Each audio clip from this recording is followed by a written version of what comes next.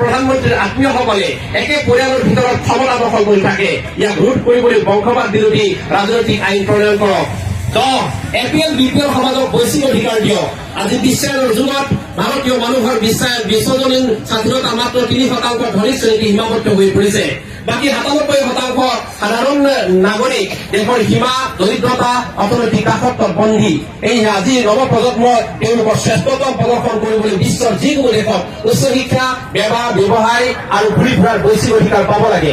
সেইকাৰণে দক্ষিণ এছিয়াৰ দেশসমূহৰ মাজত ইউৰোপীয় ইউনিয়নৰ দৰে দক্ষিণ এছিয়ান ইউনিয়ন গঠন কৰিব লাগিব আৰু ৰাষ্ট্ৰসংঘ UNO উন্নীত কৰি সংযুক্ত ৰাষ্ট্ৰীয় চৰকাৰ UNG গঠন কৰিব লাগিব।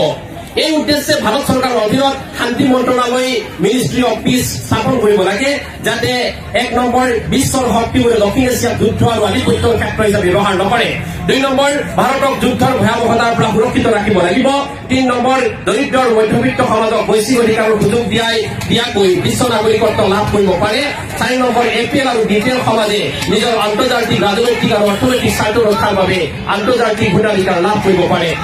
11 নম্বৰ ধনীৰ সীমাৰেখা নিৰ্ধাৰণ কৰি চৰকাৰক কাম কৰাৰ স্বাধীনতা দিয়ক।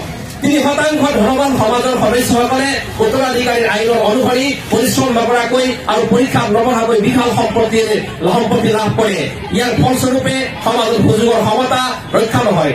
সংবিধানত উল্লেখিত অৰ্থনৈতিক ক্ষমতাত বিভেদ বৃদ্ধি পায়। উত্তৰাধিকাৰৰ বিবিধ আইনসমূহ কিছু সংখ্যক লোকক ইমান শক্তিশালী কৰি তোলে যে তেওঁলোকে বৃহৎ ৰাজনৈতিক দল আৰু চৰকাৰৰ সংবিধান আৰু গণতন্ত্ৰ বিৰোধী কাম কৰিবলৈ বাধ্য কৰে। সেইবাবে অতি প্ৰয়োজনীয় উত্তৰাধিকাৰী সীমাৰেখা আৰু ধনীৰ সীমাৰেখা নিৰ্ধাৰণৰ উদ্দেশ্যে আইন প্ৰণয়ন কৰা হওক।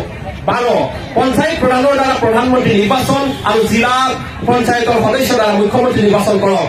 গত 75 বছৰত দেশৰ ৰাজনৈতিক অৰ্থনৈতিক পৰিস্থিতি ব্যাপকভাৱে পৰিৱৰ্তিত হৈছে। প্ৰধানমন্ত্ৰী আৰু মুখ্যমন্ত্ৰীৰ পদ বিশ্ব অৰ্থবিশাল প্ৰতিদ্বন্দ্বী ব্যক্তিসকলৰ হাতত পৰি গৈছে।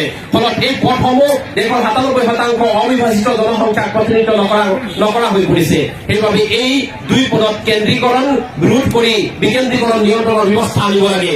এই উদ্দেশ্যে প্ৰধানমন্ত্ৰী নিৰ্বাচনৰ অধিকাৰ লোকসভাৰ সাংসদৰ দ্বাৰা সভাপতিৰ কৰ্তন কৰি পঞ্চায়ত সভাপতি প্ৰধানলৈ স্থানান্তৰ কৰক। মুখ্যমন্ত্ৰী নিৰ্বাচনৰ অধিকাৰ বিধায়কৰ পৰিৱৰ্তে জিলা পৰ্যায়ৰ পঞ্চায়তৰ সদস্যলৈ স্থানান্তৰিত কৰক।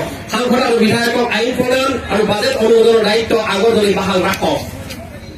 সেয়েহে আমাৰ নিবেদন এক স্মাৰক পত্ৰৰ সৈতে সংলগ্ন আবেদনৰ তলত উল্লেখ কৰা এই সকলো সমস্যাসমূহৰ দাবী প্ৰশাসনৰ দায়িত্বহীন ক্ষেত্ৰত অনুকূল সমাধানৰ 1 মাহৰ ভিতৰত গ্ৰহণ কৰা হওক।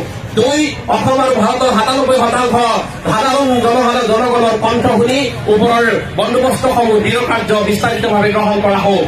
ভোটাৰ্ছ পাৰ্টি ইণ্টাৰনেশ্যনেলে এই স্মাৰক নীতিৰ মাধ্যমেৰে স্পষ্ট কৰে যে যদি চৰকাৰে এইসকল সাধাৰণ নাগৰিকৰ বাস্তৱ সমস্যা নিস্তব্ধ থাকে, তেন্তে এই নিস্তব্ধতা গণতন্ত্ৰৰ আত্মাৰ বিপৰীত হ'ব। এটি ভৱদীয় তৰুণী বসুমতাৰী সভাপতি, অসম ৰাজ্যিক সমিতি, অৰবিন্দ শৰ্মা সাধাৰণ সম্পাদক, অসম ৰাজ্যিক সমিতি, ভোটাৰ্ছ পাৰ্টি ইণ্টাৰনেশ্যনেল। ইয়াত এটা কপি সংলগ্ন আছে।